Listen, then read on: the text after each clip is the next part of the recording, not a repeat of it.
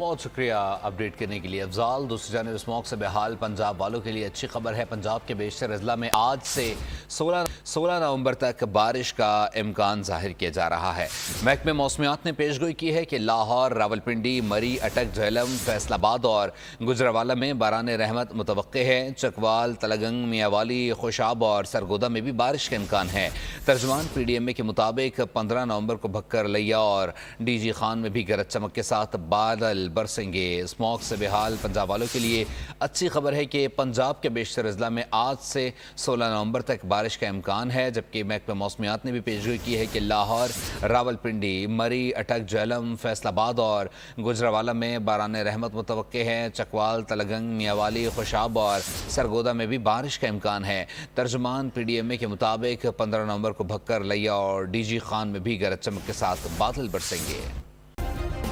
Subscribe کریں اور بیل دبائیں تاکہ کوئی خبر رہ نہ جائے۔